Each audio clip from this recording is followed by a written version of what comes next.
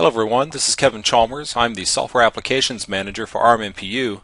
Today I want to talk to you a little bit about the Sitara Linux SDK and give you a quick overview of its features. Here's the agenda. First we're going to cover a brief introduction.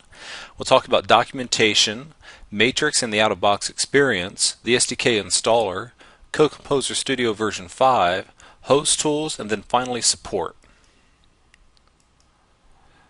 This is the Sitara Linux SDK. There's a number of components associated with this software development kit that we're not going to really cover in detail, but I wanted to give you some of the quick highlights. First, it was really designed to allow you to quickly go from demo to development. So from the out-of-box experience to starting your development was the goal. We've got completely revamped documentation from the quick start guide that you'll find printed out in the EVM all the way to the software developers guide, which is available on the Wiki. We have a unique out-of-box experience with Matrix as an application launcher. We've got example applications and demos from benchmarks, 3D and 2D demos, and a web browser. We've got an SDK installer, which allows you to install all of the SDK software onto your host machine. Code Composer Studio version 5 is the IDE that we support inside this SDK. It is Eclipse based and it is Linux aware, so all of your user application development can be done from that IDE.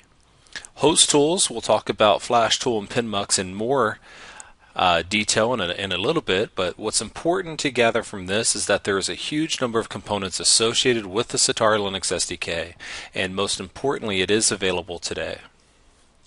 On to documentation. As I mentioned, we have done a lot of work with the documentation, really cleaning things up, making it easy to use, making it more detailed in how to do certain things. From the quick start guide, that really is the printout that's provided in the EVM with the pictures to show you how to configure the hardware, place the SD card into the board, power up, and appreciate the out-of-box experience. The next one is the software developers guide, which really tells you how to get started with the development, your software development using this SDK. It's step by step. It's wiki based, so you will always have instant access and updates to the content that's available there. And there's a number of other users guide that's available in the wiki as well, including the EVM hardware users guide, the PSP users guide, WLAN and Bluetooth users guide, and many others. On to Matrix and the out-of-box experience. Matrix is the application launcher, specifically the graphical user interface, that you will see on the LCD when you power up the board. So this is a snapshot of the same screen that you will see on the AM37X SDK, for example. It is Qt WebKit based. It supports mouse, touchscreen, and keyboard. It adaptively supports different resolutions from QVGA all the way up to 1080p, and it's really designed to highlight the features of the Sitara microprocessors through example apps. And it's through these example apps that we provide full source that you can use inside CCSV5 to really start your code development. What's most important about Matrix is that this user interface is available for all of the Sitara microprocessors and all of the software development kits that we provide. So from ARM, I can go to the benchmarks, Drystone, Whetstone, Linpack, select the benchmark I want to run, get a snapshot of the results that are provided, go back to main, and pick another application that I'd like to see. The Matrix TUI or text user interface is very much like the GUI, and it is designed really for the serial console. So it's intended for platforms that don't have an LCD or for customers that want to measure performance without the overhead of Qt and WebKit. It has the same functionality and hierarchy as the Matrix GUI, and you can see the list of applications listed here. Again, we select the benchmarks. We're going to select Whetstone and then spit out the results. On to the SDK Installer. The SDK Installer is provided really to easily manage the installation of all the software development kit components the host tools, the environment scripts, all of the documentation, the different utilities in one single installer, instead of you, the customer, having to download different packages, installing it, and worrying about paths and exports and everything else. With this installer, you're able to install the Sitara SDK in literally minutes and get started with your development today. And these few snapshots kind of give you an idea of what to expect. It's pretty standard, next, select your path, next. We've automated the process as much as possible, but it does take just a few minutes, typically 10 to 15 minutes to install, and once you're done, again, the entire software development kit is installed onto your host machine. Code Composer Studio version 5. This is a quick splash screen. It's available under both Windows and Linux. Since this is a Linux SDK, we of course support the Linux version of it. With the number of plugins provided, since it is Eclipse based, CCSV5 actually supports Linux development, meaning that you can now compile, build, and debug your user applications with this IDE.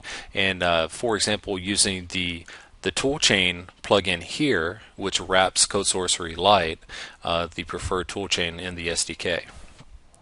There is also a Qt plugin where we combine the Qt SDK and Code Composer Studio into a single IDE. That way, as a customer, you don't have to use two different environments or two different IDEs in order to manage your Linux development. You can use a single IDE, a single Code Composer Studio, with the same functionality of both.